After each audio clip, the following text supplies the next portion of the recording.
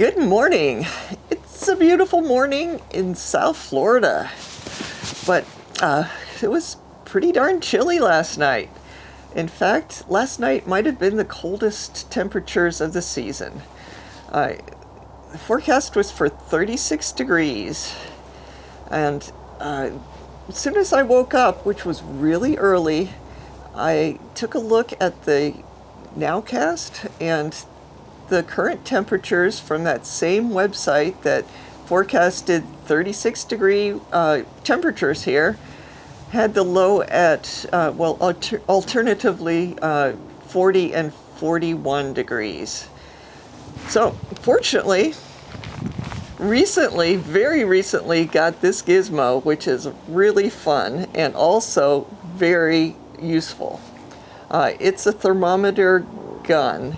It uses infrared technology and actually measures the temperature on surfaces. So if I point it in this direction, it's going to measure the leaf temperature of this particular plant, which right now is 56.4 degrees Fahrenheit. So really fun. But first thing this morning, I took it around the grove. And this is the southeast side of the house. And so first area to shoot was right here, 36 degrees. So that surprised me because, that's a 4-degree difference between where the website was calculating its weather. But on the other hand, it was exactly right as far as their forecast. So I just went around the grove and took many readings in many different places. And of course, if you aim, the gun at the ground versus leaves that have been in the sun, this has been chilling all night long, it's 53 degrees.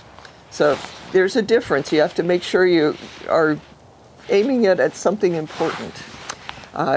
Something relevant, I should say. If you're wanting to know what temperatures the tree is experiencing, aim it at the tree. So, of course, I wanted to know how the shade house plants did.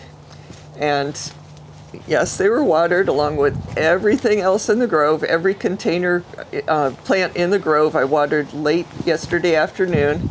So they were all fully hydrated. The interesting thing is the temperature outside the shade house versus inside the shade house was 2 degrees difference, and it was warmer in the shade house. Now, the shade house is covered with screen, so there's plenty of airflow, but apparently it was enough to make a barrier to full airflow to make a 2 degrees difference from the inside of the shade house. 2 degrees warmer than the outside of the shade house, which was 2 degrees colder. So anyway, I went in search of the coldest temperatures in the grove. And not surprisingly, it was at the bottom of the hill on the west side of the property, and that was 32 degrees. So my main point with mentioning all of these readings, and I did take a lot more readings than that, is that it's really important to know how your property stacks up against the forecasted temperatures.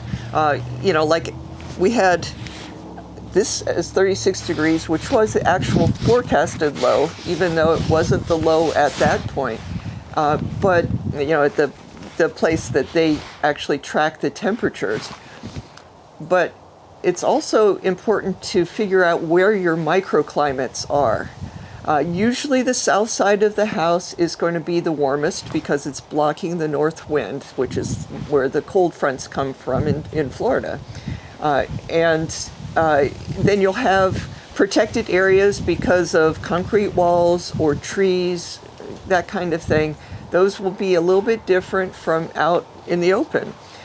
So you can use this for modifying your plants. If some tree is struggling and it might be because of the temperature, you could plant that, possibly transplant it, or plant more of that variety in a better location on your property. But anyway, let's get back to this cold weather that we've had. We had a lot of wind with this cold front, a lot of wind. Even when it wasn't that cold, it was cold because of the wind. And the first night we had wind, actually it might have been, yeah, it was the first night. We had wind that knocked this, it's rather heavy plant for its size because of the sand in the soil. This was knocked off of the table and on the ground, and unfortunately it is not going to be a seedling plant anymore. I'm hoping to do a little experiment, see if this rootstock can still support a scion. If I can find a scion, I'm going to graft that today and see if it will live. Not a big deal, but still, I hate losing a little seedling like that.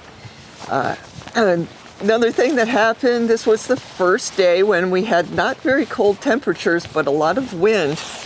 About 20 to 25% of the leaves on this jackfruit tree dropped off. They were just hundreds of them covering the ground. There's still plenty of leaves on this tree, so that's a good thing. And what's even more interesting is we've got fruit, a pretty sizable fruit for this time of year on the tree. So that's just fun. We have a few jackfruit trees, and this is the only tree that has noticeable fruit on it. The other fruit are really small on the other trees. Another thing that's usually affected by cold are the anonas. I've got some sugar apples and custard apples here, and it looks like they have some leaf burn probably from the cold. A lot of times the cold weather will make them lose most, if not all, of their leaves. Don't worry, they come back. And in fact, a lot of people think that if they lose all of their leaves, they produce more fruit during the fruiting season.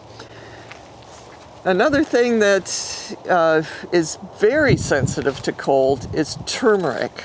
So here's our turmeric plant. This looks really bad. And if you weren't familiar with the cold sensitivity of turmeric, you might throw this out right now thinking this plant has died.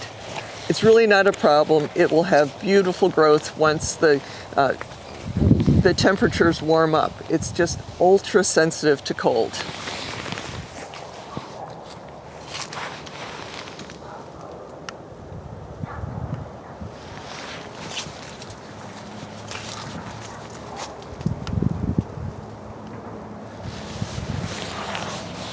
Interesting. This shady place, 57 degrees.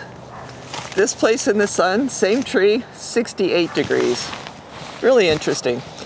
But the main reason I came out into the grove was to check on the trees. They are looking pretty much the same as they did before the cold weather. But with cold weather, the concern is that the flowers and the young fruit might have gotten damaged. Right now on this tree, this looks exactly the same as 2 days ago. We've got very healthy looking flowers. The older panicles don't look quite as healthy, but they could still be forming fruit. But, I'm not sure what happened to that, but this was not cold damage.